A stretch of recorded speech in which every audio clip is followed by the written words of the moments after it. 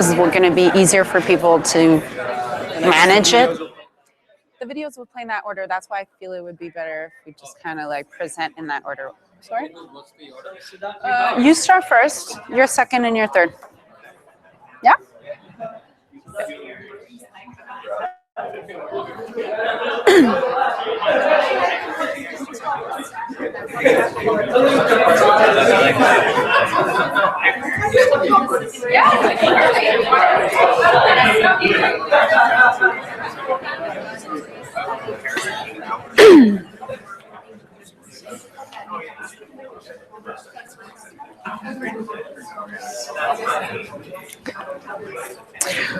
Okay, and it works? Yeah? Okay, so you guys can hear me? Okay, great. So I think we should start and then people can come in slowly, just so we'll have time for a next session. We won't finish so late. So my name is Gail Janvier. I'm from Montreal. We were actually advising one of the contests for Smart Cities. I'm the co-director of CoHack with Alex Eilert, which we lost this year. And we're very happy to be here because this was actually a project he was working on daily. And so EcoHack Montreal creates audacious collaborations between IT professionals, sustainability experts, and citizens to build smarter cities. And I'm also co-founder of an organization called Land, and I work as a consultant specialist in local food systems. So we've been working very hard in climate change in Montreal, and I'm very excited to present these three winners of the challenges. And maybe we can present in order so we don't get confused. And as you all know, right after, we're going to be looking at videos to better understand our projects, and we'll be asking you guys for questions, or you'll be asking questions, actually. So I'd like to ask them the last questions possible when you speak, so you can already have some questions created, fermenting in your head. So sorry for my English if ever I'm looking for my words. I'm not, I'm almost bilingual. So go ahead.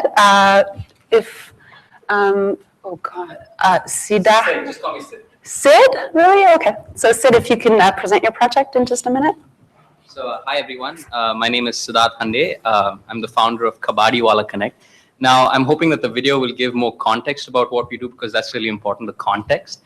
But just as a very quick introduction, in the gap or the lack of infrastructure, framework, and will for the municipality in cities in India and the developing world to manage post-consumer waste effectively, we use technology to work with this really amazing, robust, and resilient informal sector to help manage the city's recyclable waste. Perfect. Thanks. You guys can hear me okay? My name is Nishant Sangvi. I'm one of the founders of EnergyX. We founded EnergyX with one clear purpose in mind: energy management for all. We bring that purpose through action with our flagship product, My Energy Expert, which is an online building audit tool that empowers homes and businesses, that's our target market, to lower their energy usage, save money, and reduce their carbon footprint. We feel that's important because we take consumers to action. We've always said the cleanest, greenest, cheapest energy is the energy that you do not use. And that's our vision for climate change. Thank you.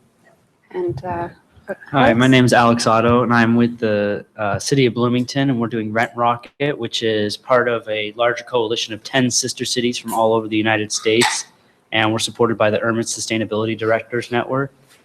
And Rent Rocket really has two main points that it really hits, and it's a tool that addresses the huge portfolio of existing housing, and not just new housing. So often tools that are being created nowadays are looking forward and not really addressing the problem that is there at the moment. And then we want to be really accessible to anybody, and so we make climate-friendly housing decisions easy, even for people who don't think about the climate. And we can talk a little bit more about how exactly we go about that once we get to the Q&A. okay, thank you very much. So we'll be going to the video so we learn a little bit more about their initiatives. And so we'll go in the same order. So we're going to start with Kabadiwala. Hi everyone, my name is Khande. I'm the founder of Kabadiwala Connect, and we're on a mission to send less waste into India's landfills. So urban India generates over 70 million tons of waste every year. And currently, almost all of this goes to a landfill. A big chunk of this is organics, but a really significant part, over 20%, is actually recyclable material. Every year, we import 4 million tons of waste paper from other countries, while our cities generate 5 million tons of waste paper that gets sent to the landfill. So why does this happen? The first and biggest issue is the lack of segregation at source.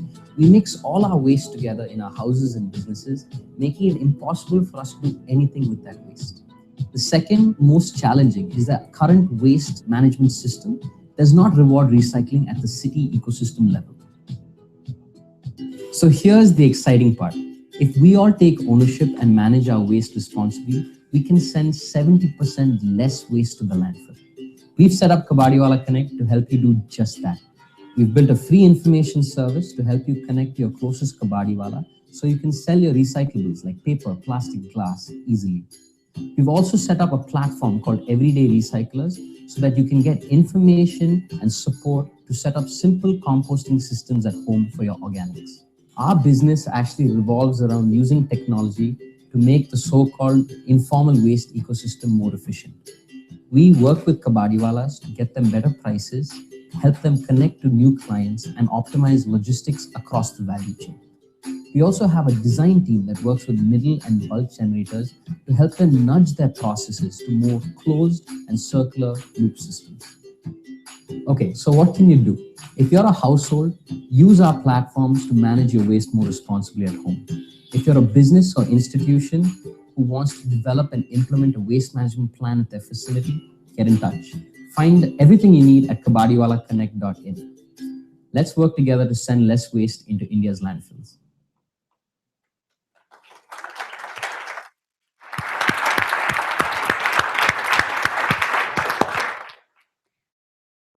My energy expert, a home and small business energy management solution.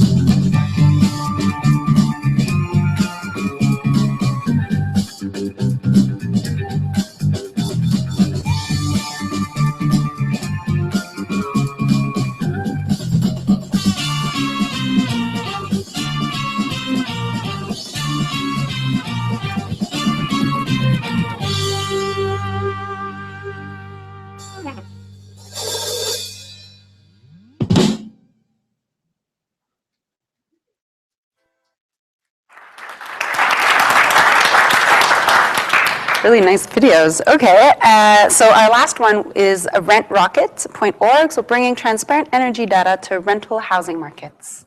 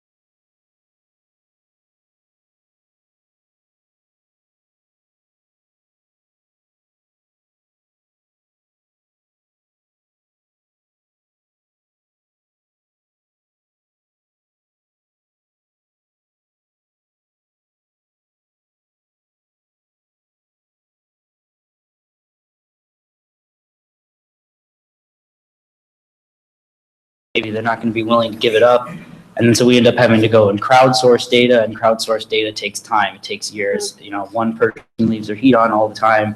That is going to have skewed data. And so we have to make up for that and try and get data that's going to cover a long span and really represent those houses accurately. And I mean, we're always thinking about how do we do that faster? How do we get access to that data faster? Thank you.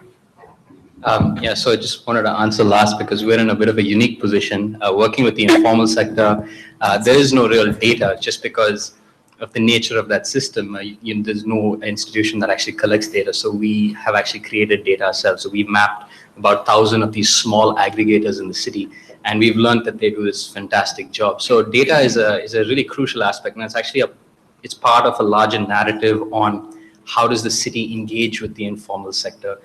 In just a little bit of context, in the developing world, in the world, 60% of the labor force is in the informal sector, 1.8 billion people. And in the developing world, developing cities specifically, the idea of co-benefits. So you don't really talk about climate change, but you use the idea of co-benefits as a way to work on climate change and sustainable goals is really good. Now, can technology and data help bring in this informal ecosystem into that conversation? I believe so, and that's some of the work that we try to do. Thank you very much. I was wondering if you already have a question in the audience. Yes, perfect. Great. Just a second. Here you are. Hi, I have a question for the Rent Rocket fellow. Have you considered partnering with the utilities or O-Power or someone that has like an energy consumption dashboard to, I guess, one, get access to their data and then also provide? So we have, I mean, we've explored it. This is a small project right now. I mean, it's a fully developed website, but it's really hard to start a negotiation about sharing thousands and thousands of utility customers' data when you're just some small project. So one way we've tackled that is we've paired up with a group called EnerScore, and they have made a way that can generate a utility rating for a house that's not based on any user data. It's all public records, and when the house was made and what the requirements were at that time, and regulations. And so that's one way that we've sort of by-stepped that. But yeah, I think once we get bigger and we have more clout and you can go into those conferences and talk to those people and be somebody that they're going to listen to, hopefully we can negotiate something where they would be sharing that information with us. Just present yourself. So that was Tyler Capps, from student at MIT or Yeah, researcher? I'm a graduate student pursuing business and mechanical engineering at MIT. Perfect. Thank you very much. Yeah, good afternoon all. Thank you for your presentation. I have a question for Kabadi Connect. I'm really interested, because I'm from Nigeria. My name is Areso Jelede, a consultant in Nigeria for health and safety and environment. So how do you engage those that don't have access to your app in terms of those in the rural areas? I mean, those in the informal sector, that's one. And secondly, when you talk about co-benefits, are you actually talking about incentives? What kind of incentives you give them to help them to recycle? Thank you. So great question. So right now we are only urban focused. We actually haven't looked at the nature of the informal ecosystem in rural areas. But in 2014, we did about a year of research on the sector in the city that I'm from. And we found that 90% of the informal stakeholders already have a smartphone. So that's pretty interesting. All of them had a cell phone, a feature phone. So our technology kind of makes sure that we have a call center as well as an app that helps gain people access. Having said that, we're exploring ways to give push microfinance loans to also help build infrastructure. So the idea is to try to use tech to kind of go beyond this question of informal, formal, and focus on efficiency and equity. So I think that's what we're trying to do. What was the second question again? Sorry. The incentives. Incentives is purely financial, and that's what co-benefits is. We don't talk about climate change when we talk about the informal sector. We say that our app will help you source more material, which then translates to more money, which translates to a better livelihood. So we use the livelihood narrative, but places like here is where that co-benefits translates into, circular economy and, kind of that kind of thing. I have a second question here. Third. Yeah, I have a question for Kabadi Connect. So can you explain what are the actual advantages of sorting the waste? I mean, is it in terms of being able to connect to the right people to come and collect the waste? Or as I know that India is planning a lot of waste to energy plants, and one of the expenses is sorting out the waste. So if the waste to energy plants are there, then it'll be easier to get pre-sorted material. So can you tell the advantages now and long-term advantages that you foresee? I guess it's quite a technical question, so I might connect back later to explain more detail. But very quickly, sorting post-generation is the most important aspect. So right now, there is actually no profitable waste-to-energy enterprise functioning at scale, just because you're not able to get that organic material without a mix of other materials that you can't actually pull out the methane in. So and it's a big problem in the city because small households generate very little organic waste. So in places like Boston and other places, there's this kind of culture of separating waste. And that's actually one of the most important things, because they have different waste streams. So for example, there's a paper processor, there's a plastic processor, there's somebody who can work with organics, and that organics is actually the waste to energy component. So just to quickly say, this kind of working with segregating the waste at the first household step is really the biggest, is super important to do. Yeah. Yes, thank you very much. Dave Doucette from Marlborough, Massachusetts. I'm a Ward 2 city councilor. Within our city, and it's very common within the Northeast, we're getting all these smart meters. So we have a smart meter for natural gas. We have a smart meter for the electricity. We have a smart meter for water. Are any of your systems planning to integrate into that?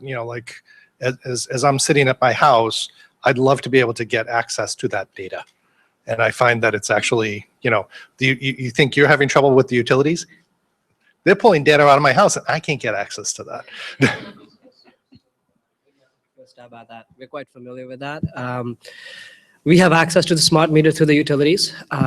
We need to get consumer consent to do that, and hence the online audit. One of the questions there is, do you give us access to your data? And once you do, we're able to get that. We also have our own monitoring solutions in place that we put into consumers' homes or people's businesses as well. So that access to smart metering data is awesome. If you have it, fantastic. If not, we find a lot of our customers or end customers who do our audits end up asking for monitoring systems. We then place that in so they can monitor the consumption. Once we have people who've gone through the audit, implemented some of the retrofits that we recommend, we're able to give them in-document analysis and dashboards on how they're doing, what energy savings they've achieved, and then move them along to retrofit number 2, retrofit number 3, retrofit number 4. So really keeping them sticky throughout that process. So to answer your question, yeah, that's great data, and we try to get it either through the utility, through the customer, if they give us access, or through our own monitoring solutions.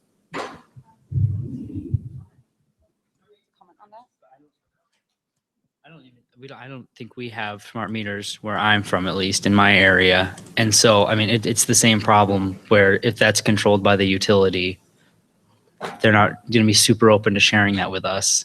And if we're getting it from the user, it's like we have to get it from the user, which is always the challenge. So yeah, if that's available, we'd love to use it.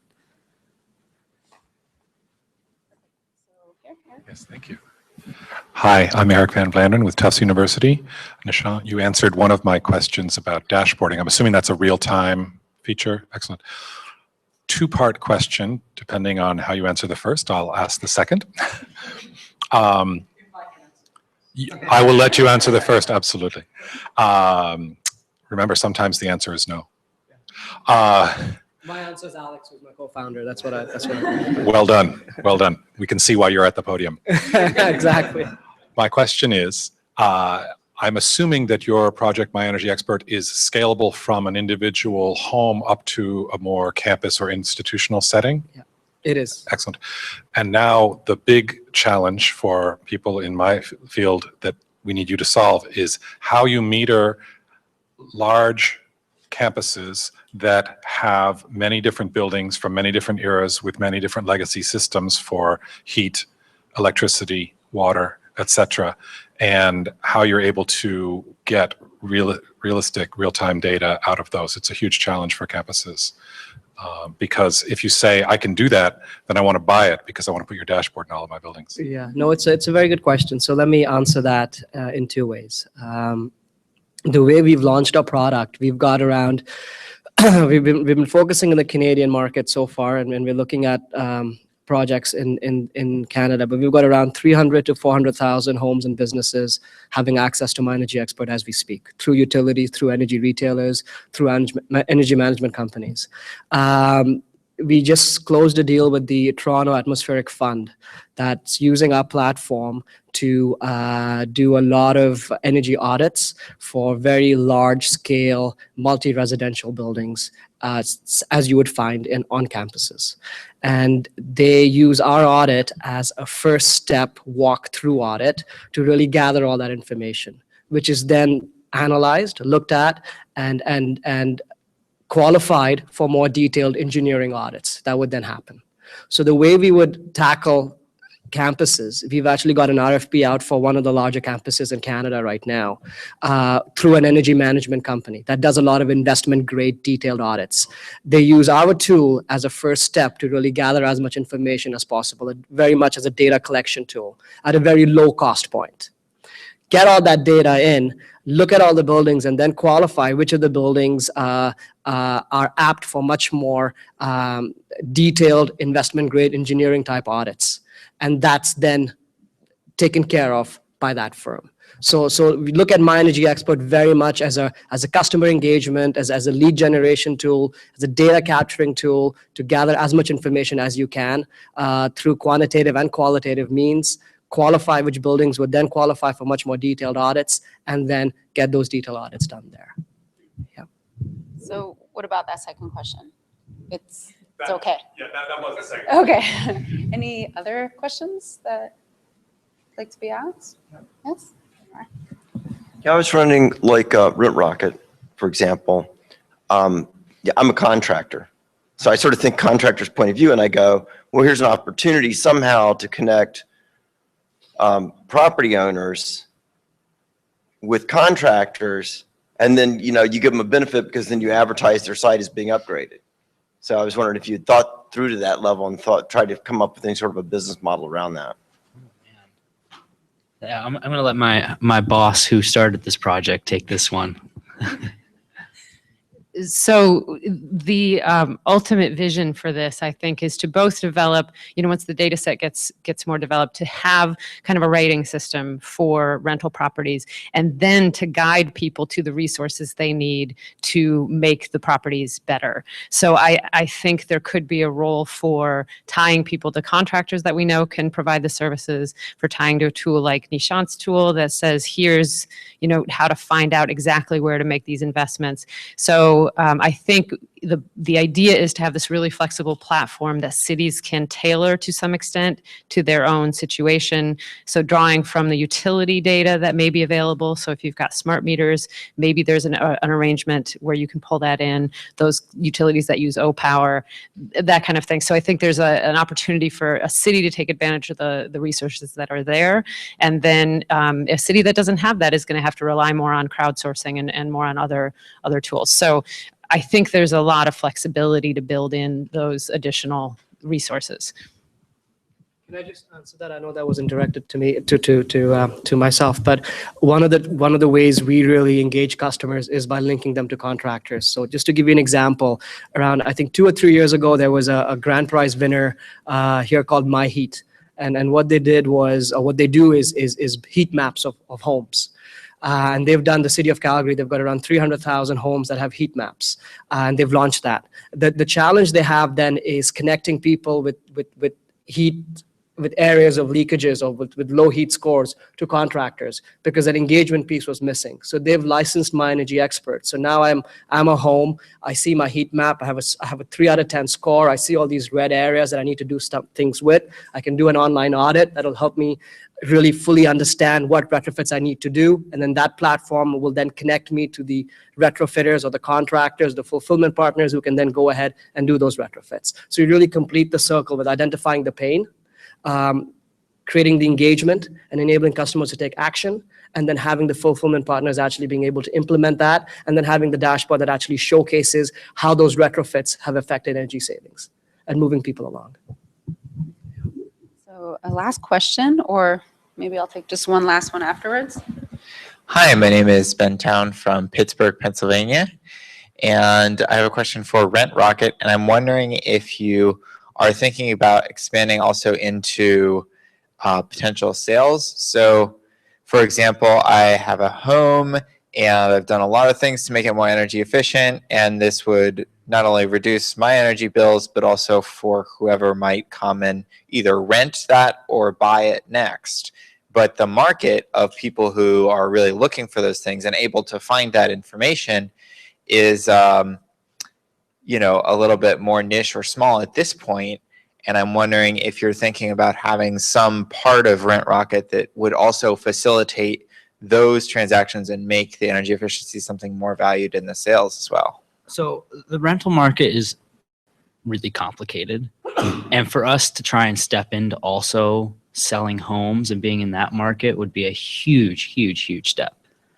Not ruling it out, but there are so many obstacles that we already face and so many things that we could do better within our project as is, that I think for the foreseeable few years, it's probably going to stay focused on rentals and helping people think about how they can get an energy efficient rental. Okay, so I'll take a last question, and then after we'll kind of break up in groups, and I have so many questions I can think of asking each of you separately, and I'm sure you do as well. And so you can also nourish the reflection that we're having right now with each project. So if you've been here this morning, we're gonna break up in 3 little groups, and we're just gonna take this last question beforehand. All right, this question is for Nishant. I'm really impressed by that 70% follow-up. That really blows away most energy audit follow-ups.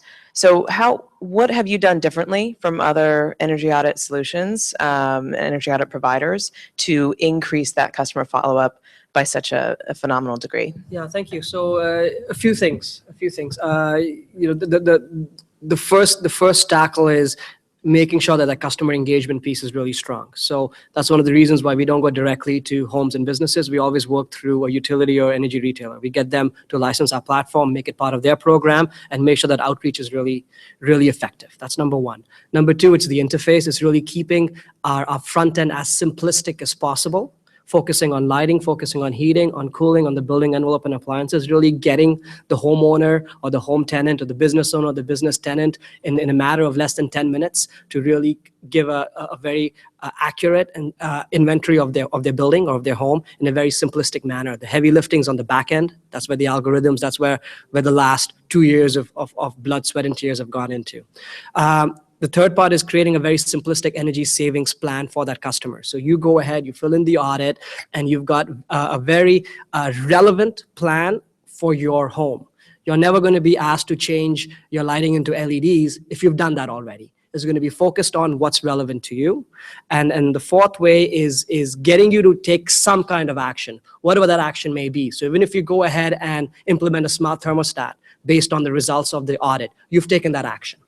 Right? Once you've taken that action, that's where the fun starts, because that's when we can start now looking at what savings you've done based on the retrofits. So we always recommend retrofits in different phases: phase 1, phase 2, phase 3, phase 4. You do your phase 1, which is your low-hanging fruits. You change your lighting or you get your smart thermostat in. We are able to then analyze and see what energy savings you've been able to achieve based on that retrofit. Now you're engaged. We reach out to you again and go, here you go. This is what you've done.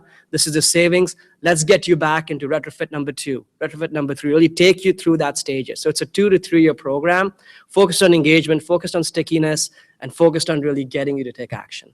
And that's the results we've seen. We're seeing, uptake of anywhere between 15 to 20%, because obviously you're going to have, it's a mass marketing, mass emailing campaign that you're doing to get people to go online.